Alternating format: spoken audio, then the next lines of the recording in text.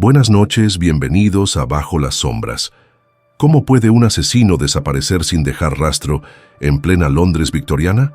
Jack el Destripador mató con precisión, sembró el terror y se desvaneció como un fantasma. Más de 130 años después aún nadie sabe quién fue. Prepárate, esta es la historia del mayor misterio criminal de todos los tiempos. Empecemos. Londres, año 1888. Una ciudad envuelta en niebla, hollín y sangre. Entre los callejones estrechos del barrio de Whitechapel, el miedo caminaba con paso firme y la oscuridad tenía nombre: Jack el Destripador.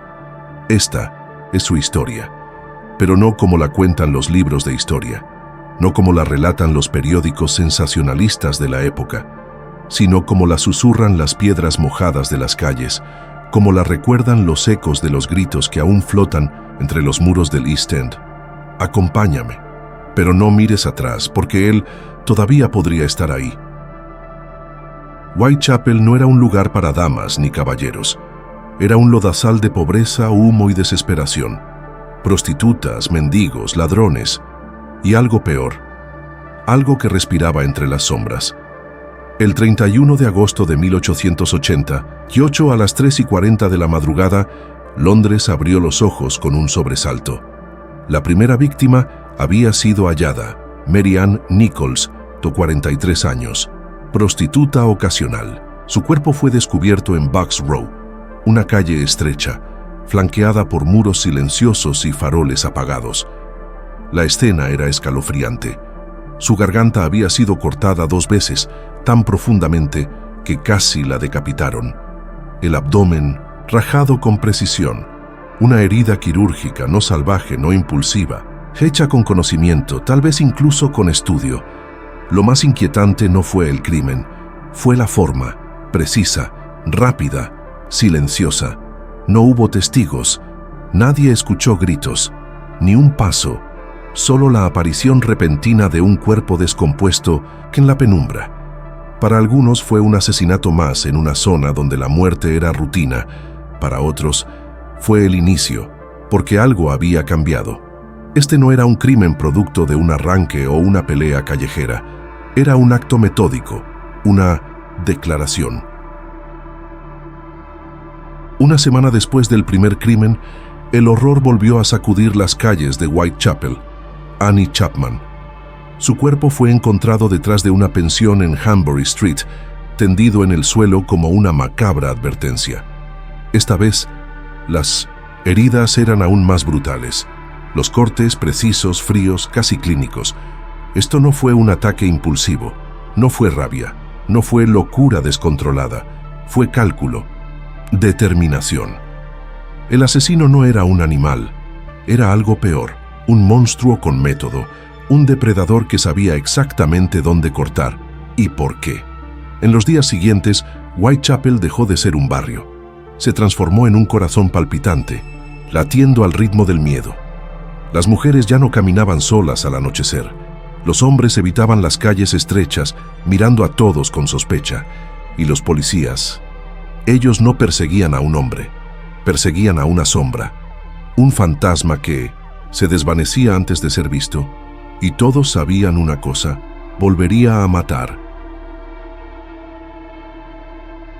La prensa lo bautizó Jack the Ripper, un nombre que resonó como un trueno en medio de la niebla de Londres.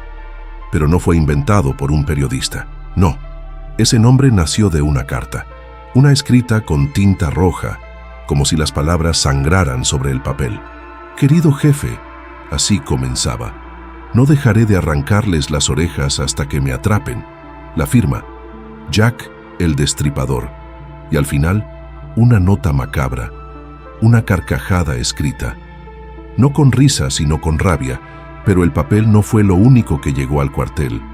Dentro del sobre, un trozo de riñón humano, medio comido, un mensaje sin palabras. El monstruo no solo mataba, jugaba. Las autoridades intentaron calmar a la ciudad. «Puede ser una broma», dijeron, pero nadie se reía. Y entonces llegó otra carta, más cruel, más sarcástica, más promesas. «Regresaré. No me han visto aún en todo mi esplendor, y no mentía. El destripador no solo mataba para saciar su oscuridad, mataba para ser visto, para ser temido, para ser recordado, y en las noches siguientes cumplió cada palabra. El 30 de septiembre de ese mismo año, Londres, como de costumbre, dormía bajo una capa densa de niebla y hollín. Era la hora en la que los trabajadores nocturnos terminaban sus turnos y las prostitutas del East End buscaban, por unas pocas monedas, un rincón donde olvidar el hambre y el frío. Eran casi las 12 en punto cuando el cuerpo de Elizabeth Stride fue descubierto en Berners Street, en el patio trasero de un club socialista apenas iluminado por un farol de gas tembloroso. Su garganta había sido cortada de forma limpia, de un solo tajo certero, pero su cuerpo no había sido mutilado, no como los anteriores. ¿Fue interrumpido? ¿Escuchó pasos? ¿Voces? ¿Se le escapó el tiempo? Algunos testigos dijeron haber visto a un hombre huir calle abajo, otros dijeron que simplemente desapareció entre la niebla. Pero Jack no había terminado esa noche. Menos de una hora después, en Mitre Square, a escasos minutos de distancia, escuchó el grito de un policía, otro cuerpo, otra mujer, otra escena. Más allá de lo imaginable, Catherine Eddowes, de 46 años, yacía en el suelo de piedra con el rostro completamente desfigurado. Un ojo había sido arrancado, la nariz cortada, el abdomen abierto de par en par, las vísceras, cuidadosamente, expuestas fuera del cuerpo, como si el asesino las hubiera dispuesto con intención. No era solo brutalidad, era cálculo, era eficiencia. Los cortes eran limpios, hechos con un conocimiento del cuerpo humano que no podía ser casual. No se trataba de una mente caótica. Se trataba de alguien que sabía exactamente lo que buscaba y cómo conseguirlo. Tal vez un cirujano, tal vez un carnicero, pero sin duda alguien entrenado para cortar carne sin dudar. A pocos metros del cadáver, en la oscuridad de un pasaje cercano, la policía halló un delantal ensangrentado y sobre una pared de ladrillo, escrita apresuradamente con tiza blanca: los judíos no serán culpados sin razón. El mensaje generó confusión, una provocación, un intento de desviar la atención hacia los inmigrantes o parte del teatro macabro que Jack tejía con cada crimen. Los oficiales, temerosos de que estallara una revuelta antisemita, ordenaron borrar el mensaje antes de que saliera el sol. Callar era preferible a encender otro fuego, y así, en una sola noche, el destripador demostró lo que era capaz de hacer si se lo dejaban en paz. Una muerte interrumpida, otra consumada hasta el extremo, un doble crimen en menos de una hora. Whitechapel ya no era un barrio peligroso, era una jaula. Y dentro de ella, el asesino se movía con libertad y sin prisa. La quinta víctima, la más brutal, la más íntima, la más inhumana. Su nombre era Mary Jane Kelly, la más joven de las víctimas, 25 años. Una belleza gastada por la vida, pero aún viva en los callejones del East End. A diferencia de las demás, no fue hallada en plena calle, sino en la seguridad aparente de su propia habitación, en el número 13 de Miller's Court, de noviembre de 1888. Una mañana fría. Un casero impaciente golpea la puerta. No hay respuesta. Mira por la ventana rota y lo que ve al otro lado del cristal es una visión que no lo dejará dormir jamás. Las paredes estaban salpicadas con sangre, no salpicadas, empapadas, como si el cuarto entero hubiese respirado violencia. El cuerpo yacía sobre la cama, o lo que quedaba de él. Mary Jane Kelly había sido mutilada más allá del reconocimiento humano. Su rostro fue desollado, la carne arrancada hasta dejar solo una mueca vacía. El pecho, el abdomen, las piernas, todo había sido abierto, expuesto, destruido. Órganos internos, dispersos, algunos colocados cuidadosamente junto a su cabeza, otros a los pies de la cama, como una ofrenda. Y lo más inquietante, El corazón no estaba. Nunca fue encontrado. Era el crimen más salvaje y al mismo tiempo el más meticuloso. El asesino había tenido tiempo, intimidad, y lo aprovechó.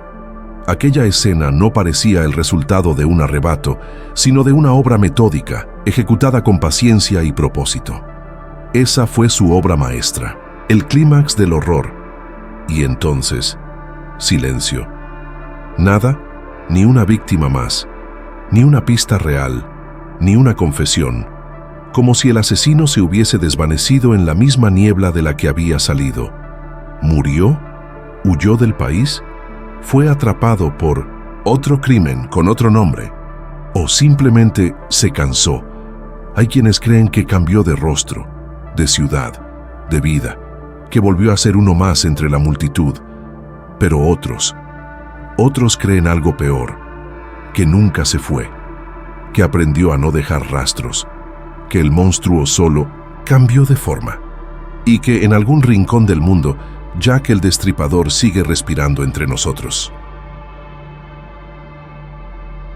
Se habló de doctores, de cirujanos con manos firmes y secretos inconfesables, de nobles escondidos tras apellidos intocables, de inmigrantes perseguidos por el miedo, no por pruebas, de carniceros, expertos en desmembrar sin dejar huella.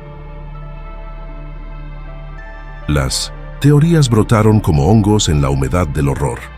Uno de los primeros nombres fue Montague John Druitt, abogado respetado, educado en Oxford, con una mente brillante y un historial de desequilibrio mental. Su cuerpo fue hallado en el río Támesis semanas después del último crimen, un aparente suicidio. ¿Culpa? ¿Delirio? ¿O solo una coincidencia? Luego, Aaron Kosminski, un barbero polaco, esquizofrénico, con alucinaciones violentas y un odio declarado hacia las mujeres. Internado en un manicomio. Murió allí, sin juicio, sin defensa, sin confesión.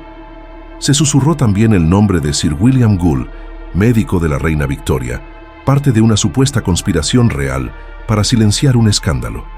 Una teoría tan fascinante como endeble, pero en el vacío de respuestas, todo parecía posible. Incluso se apuntó al pintor Walter Sickert, cuyas obras evocaban el dolor de la carne, la distorsión del cuerpo y que muchos creyeron demasiado obsesionado con el caso. Inspiración artística, culpa disfrazada, se acusó a todos y a nadie. No hubo arrestos firmes, no hubo juicio, no hubo rostro para el monstruo. El expediente quedó abierto. El caso sin resolver. Pasaron los años, luego las décadas, y Jack el Destripador pasó de ser un asesino a convertirse en un símbolo, una sombra imposible de borrar, una obsesión histórica, una herida abierta en la memoria colectiva, como un corte que nunca sana. Su nombre sigue ahí, no solo en los archivos policiales, sino en los rincones oscuros de nuestra imaginación, porque lo más aterrador no es lo que hizo, sino que más de un siglo después, aún no sabemos quién fue. Jack el Destripador no fue solo un hombre, fue un espejo, un reflejo nítido y sangriento de una sociedad rota, de una ciudad asfixiada por el humo, la mugre y la miseria, una época donde la vida de una mujer pobre valía menos que una moneda oxidada, donde el hambre era rutina y el crimen una sombra más entre tantas. Jack no vino de otro mundo, salió de este. Sus crímenes no solo desgarraron cuerpos, desgarraron una era, abrieron una herida que aún no ha cerrado, porque no fue solo el asesinato, fue el silencio, la impunidad, el eco de una risa que nunca fue atrapada. Hoy, más de un siglo después, aún hay quienes dicen haberlo visto, una silueta delgada entre la niebla, un sombrero de copa que se desvanece al doblar una esquina, el brillo fugaz de un cuchillo y el frío que se cuela por la espalda. Tal vez Jack nunca se fue. Tal vez sigue aquí, no con manos, sino con forma de historia, de obsesión, de advertencia. Tal vez solo espera su momento. Buenas noches. Y si alguna vez caminas por Whitechapel, no vayas solo, porque algunos dicen que entre la niebla El Destripador siempre vuelve.